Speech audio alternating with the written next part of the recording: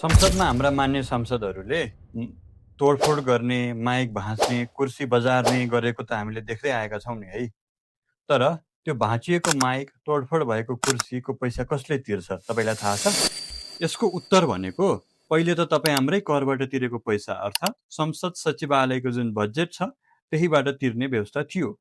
तर अहिले भने प्रतिनिधि सभा नियमावली 2083 को नियम 33 को उपनियम 4 बमोजिम चाहिँ जसको कारणबाट त्यो तोडफोड भएको हो सो सांसदकै तलब भत्ताबाट सो बापतको हर्जना असुल उपर गरेर चाहिँ कट्टा गरिन्छ। वेट यति मात्रै होइन है, अन्य पनि महत्त्वपूर्ण विषयहरूमा चेन्जेस यो नियमावलीले गरेको छ नि। पहिलो विषय भनेको त तपाईँ हामीलाई पूर्व प्रधान न्यायाधीश चोलेन्द्र शमशेर जबराको महाभियोगको विषयमा जुन 2078 सालदेखि अहिलेसम्म अड्काएर राखेको कुरा थाहा छ नि है। हो, यसको पनि समाधान नियमावलीले खोजेको छ। यसै नियमावलीको नियम 162 को उपनियम 8 बमोजिम अब संसदमा महाभियोगको प्रस्ताव दर्ता भएपछि सम्पूर्ण प्रक्रिया 5 महिनाभित्र प्रतिनिधि सभाले टुङ्ग्याएर सोको प्रतिवेदन चाहिँ तयार पार्नुपर्ने हुन्छ।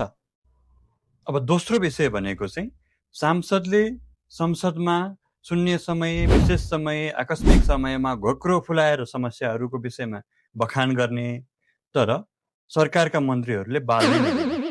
यो समस्याको समाधानको रूपमा पनि नियमावलीको नियम 15 को उपनियम 2 ले प्रतिनिधि सभाको शून्य समय, विशेष समय र आकस्मिक समयमा संसदले उठाएको प्रश्नको मन्त्रीले 7 दिनभित्रमा जवाफ दिनुपर्ने भनेर व्यवस्था गरेको छ।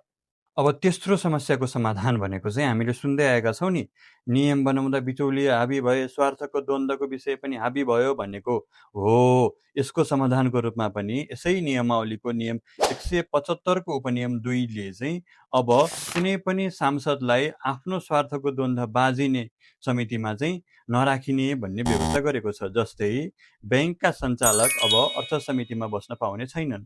त्यसै गरी अर्को निजी स्कुलका सञ्चालक अब शिक्षा समितिमा बस्न पाउने छैनन्। अब यसमा एउटा अत्यन्तै विवादित विषय पनि छ। नियम 247 सांसद पदको निलम्बनको विषयमा पहिले जब सम्पत्ति शुद्धिकरण र भ्रष्टाचार लगायतका मुद्दा चल्ने बित्तिकै सांसद पद निलम्बन हुन्थ्यो। तर अहिलेको अवस्थामा अदालतले अन्तिम कैदको विषयमा फैसला नगरेसम्म चाहिँ सांसदको सांसद पद कायम रहने भन्ने प्रावधान राखेको छ।